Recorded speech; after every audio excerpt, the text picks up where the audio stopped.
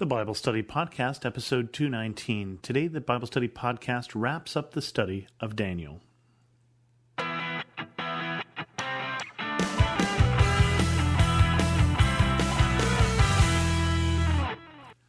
Welcome to the Bible Study Podcast. I'm your host, Chris Christensen. Now, I say wraps up the study of Daniel. Some of you may be a little disappointed because we're not doing, as I said at the beginning, all of the different chapters of Daniel, in part because we're getting into some very obscure prophecy. And it's not clear to me what these things mean, and people have been debating it and arguing about it for years. And I also don't think it's as important because it is a debatable issue. So what we're going to do is we read Daniel 1 through Daniel 7. Daniel 7 started this section on prophecy. We're going to skip Daniel 8. You can go back and look at that on your own if you like. We're going to do Daniel 9, and we'll see why here in a little bit, and then skip 10 through 12. So you can read those four missing chapters on your own if you like. If you get clear insight from them, then let me know what you learn. So Daniel's prayer is chapter 9. And this is an interesting chapter because, remember, Daniel was one of those people who was one of the captives taken from Jerusalem, taken when the fall of Judah happened, and first taken by the Babylonians and then liberated by the Babylonians and serves in Persia. But before the fall of Judah, the prophet Jeremiah had predicted that Judah would fall and had predicted that Judah would stay in exile for 70 years. And what happens here in Daniel 9 is Daniel starts to realize that the 70 years are coming to a close. So Daniel, the prophet or seer, is basically looking backwards to the prophecies of Jeremiah and praying that they will come true as Jeremiah saw them. Daniel 9. In the first year of Darius, son of Xerxes, a Mede by descent, who was made ruler over the Babylonian kingdom, in the first year of his reign, I, Daniel, understood from the Scriptures, according to the word of the Lord given to Jeremiah the prophet, that the desolation of Jerusalem would last 70 years. So I turned to the Lord and pleaded with him in prayer and petition, in fasting, and in sackcloth and ashes. Now I want to pause here for a second because the two kings that we've named here are kings that if you have read your history, you will recognize. Darius the son of Xerxes, because both Darius and Xerxes are the Persian kings who invade Greece and lead to the Battle of Thermopylae and the Battle of Marathon also. So a lot of famous Greek-Persian history happens with these two particular Persian kings. And Persia is not, this particular version of the Persian Empire is not the big man on the block for very long, because that will trigger a reaction later on from the Greeks, who will re-invade Persia under Alexander the Great and conquer all of Persia. But at this point in time, they are the big kids on the block. They have been defeated, or Xerxes has already been defeated, and Darius is about to be defeated by the Greeks, by the smaller Greek city-states. But at this point, they are still the kings of Persia. Darius is the king of Persia. So in this time period, Daniel has this realization that the time has come, so he starts to pray. I prayed to the Lord my God and confessed, Lord, the great and awesome God, who keeps his covenant of love with those who love him and keep his commandments. And we have sinned and done wrong. We have been wicked and have rebelled. We have turned away from your commands and laws. We have not listened to your servants the prophets, who spoke in your name to our kings, our princes, and our ancestors, and to all the people of Israel. Lord, you are righteous, but this day we are covered with shame, the people of Judah and the inhabitants of Jerusalem and all Israel, both near and far, in all the countries where you have scattered us because of our unfaithfulness to you. We and our kings, our princes and our ancestors, are covered with shame, Lord, because we have sinned against you. The Lord our God is merciful and forgiving, even though we have rebelled against him. We have not obeyed the Lord our God or kept the laws he gave us through his servants, the prophets. All Israel has transgressed your law and turned away, refusing to obey you. So Daniel understands that the reason why he has spent much of his life in exile is because of the unfaithfulness of Judah and also the unfaithfulness of Israel. Israel has disappeared completely by this point, having been taken away by the Assyrians. But he realizes and he prays this prayer that God will forgive them because they have sinned against him. He understands that God had put a protective wall around this little kingdom of Judah. And as long as they were faithful, as long as the people of God were faithful, he protected them from all comers. It wasn't that they were so mighty or so great. It was when God was on their side, and God was on their side when they were faithful to God. And what happened is that when they were unfaithful, when they started serving the gods of the locals, the gods, the Baals, the Baals, and the Asherahs, then God took away his protection and they were carried off into exile. And so at this point, he's in sackcloth and ashes, which is a sign of mourning, a sign of penitence. Therefore, the curses and sworn judgments written in the law of Moses, the servant of God, have been poured out on us because we have sinned against you. We have fulfilled the words spoken against us and against our rulers by bringing on us great disaster. Under the whole heaven nothing has ever been done like what has been done to Jerusalem. Just as it is written in the law of Moses, all this disaster has come on us, yet we have not sought the favor of the Lord our God by turning from our sins and giving attention to your truth. The Lord did not hesitate to bring the disaster on us, for the Lord our God is righteous in everything he does, yet we have not obeyed him. Now, one thing there is not quite true, and that is that the Lord did not hesitate. The Lord sent prophet after prophet after prophet to tell them this was coming. So God actually hesitated quite a lot. God waited quite a lot and really let their sin build up while he gave them more chances. But at some point, God said, that's enough. You've had enough chances. And so this disaster came. Now, Lord our God, who brought your people out of Egypt with a mighty hand, and who made for yourself a name that endures to this day, we have sinned. We have done wrong. Lord, in keeping with all your righteous acts, turn away your anger and your wrath from Jerusalem, your city, your holy hill. Our sins and the iniquities of our ancestors have made Jerusalem and your people an object of scorn to all those around us. Now, our God, hear our prayers and petitions of your servant. For your sake, Lord, look with favor on your desolate sanctuary. Give ear, our God, and hear. Open your eyes and see the desolation of the city that bears your name. We do not make requests of you because we are righteous, but because of your great mercy. Lord, listen. Lord, forgive. Lord, hear and act. For your sake, my God, do not delay, because your city and your people bear your name.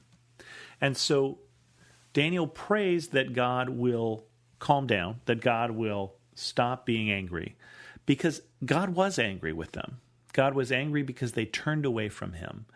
And the picture that he uses, remember the prophet Hosea, who was told to marry a prostitute as the people of God had prostituted themselves with other gods. Think of the husband of the unfaithful wife. That's the anger that God has. And Daniel says, I ask that you set aside your anger, not because of us, but because we bear your name, because of you, because of your mercy. Mercy, remember, is when we don't get the punishment we do deserve. Judah has been punished at this point, but also there was this promise that the punishment would not be forever, that it would last 70 years.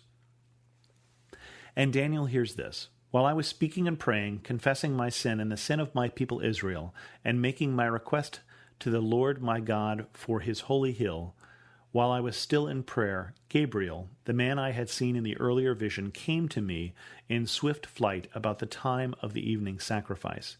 He instructed me and said to me, Daniel, I have now come to give you insight and understanding. As soon as you began to pray, a word went out, which I have come to tell you, for you are highly esteemed. Therefore consider the word and understand the vision. 77s are decreed for your people and your holy city to finish transgression, to put an end to sin, to atone for wickedness, to bring in everlasting righteousness, to seal up vision and prophecy, and to anoint the most holy place. Know and understand this. From the time the word goes out to restore and rebuild Jerusalem until the Anointed One, the ruler, comes, there will be 7 sevens and 72 sevens. It will be rebuilt with streets and a trench, but in times of trouble. After the 62 sevens, the Anointed One will be put to death and will have nothing. The people of the ruler who will come will destroy the city and the sanctuary. The end will come like a flood. War will continue until the end, and desolations have been decreed. He will confirm a covenant with many for 1 7. In the middle 7 he will put an end to sacrifice and offering, and at the temple he will set up an abomination that causes desolation, until the end that is decreed is poured out on him. Now, you have to understand one thing. We're reading this chapter, chapter 9, because of all of the chapters here from chapter 8 through chapter 12, this is the one that makes most sense to me. And I say that because you may have noticed that right around the time we got to the 77s, it started making a little less sense than we would like. Let's see if we can figure this out a little. There are some things in this that are interesting and clear, and some things that are a little unclear, and some things that are very unclear. So let's start with the things that are clear. Daniel has just prophesied that the Anointed One of God will come. I don't know if you noticed that, but he says, from the time that goes out to restore Jerusalem until the Anointed One, the ruler, comes, there will be, and then he gives this math problem, which is apparently a word problem. So he has prophesied, it is clear that the Anointed One of God will come. He has also prophesied that the Anointed One will be put to death and will have nothing. And then he has further prophesied that the city will be destroyed as well as the sanctuary. Now, the sanctuary is destroyed now, so clearly it has to be rebuilt, and it is about to be rebuilt under Ezra and Nehemiah. But he predicts, whatever the resulting math yields, at that time, the city will be destroyed in the sanctuary. So, Messiah will come, Messiah will die, and the sanctuary will be destroyed and the city will be destroyed. And then there will something come that he calls the abomination that causes desolation. That is the part that I would say is less clear. So we've got clear, Messiah coming, Messiah and Anointed One, same thing. Christ is the same word. The Anointed One will be put to death, and then the city and the temple will be destroyed again. And then less clear, the math problem. We'll get to that in a second. And then still less clear is what this abomination that causes desolation until the end is decreed is poured out on him. So we have this other thing that'll go on in the temple that I'm less sure about and that people have great debate about. Now let's get into that math problem. 62 sevens. We get 7 sevens and 62 sevens. It is generally believed that when we're talking about this, we're talking about a week of years. That the 7 sevens means 7 times 7 years. And so the general math that people do, and now, of course, remember, they're doing this going backwards. They're not doing this from Daniel going forwards to try and figure out what happened. But we're trying to see if the facts line up with what we understand. And so they're sort of saying, okay, it sounds like we're talking about a series of years. And if we have a series of years, some people have calculated that, well, the year that he's talking about would be a lunar year, which is 5 days short of an actual year, because they did use a lunar calendar, 360 days. And they figure out that this number of sevens you're talking about there, roughly from the time that the word goes out to rebuild Jerusalem to roughly the time that Jesus is crucified, is this math problem. Now, a couple problems there. One is we don't know exactly when Daniel is. We have a good idea, but we don't know the exact year.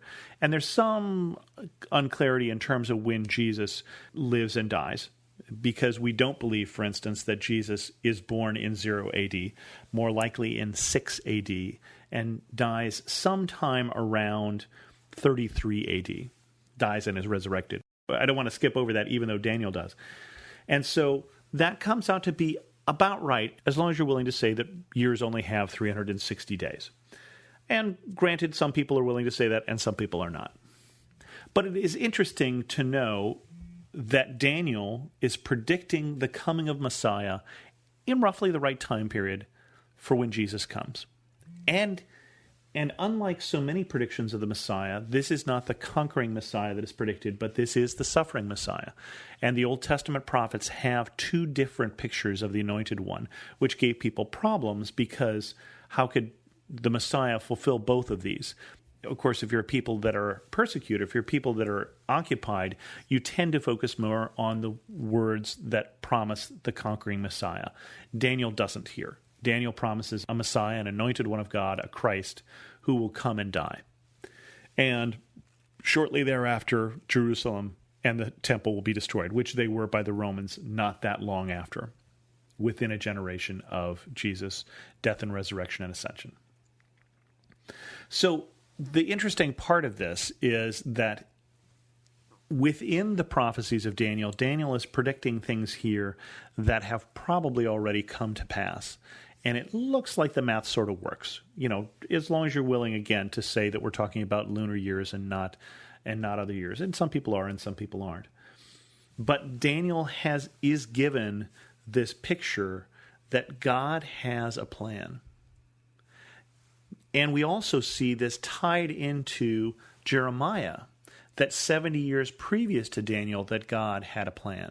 That all of this is laid out as part of a larger plan of God.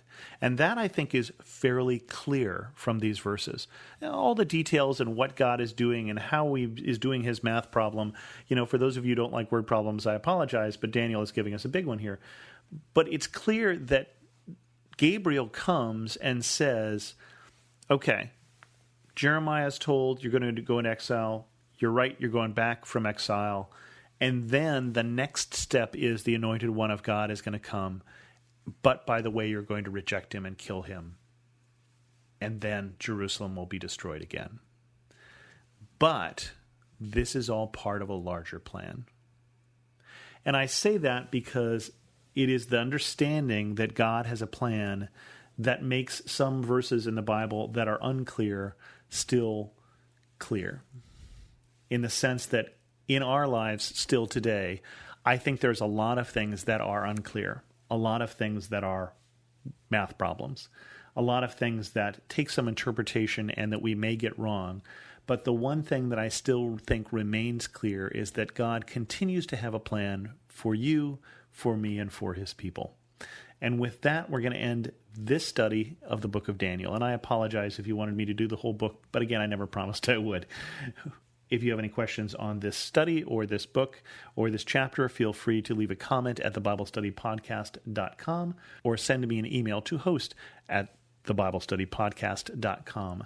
You can also follow me on Twitter at Chris2X. And as always, thanks so much for listening.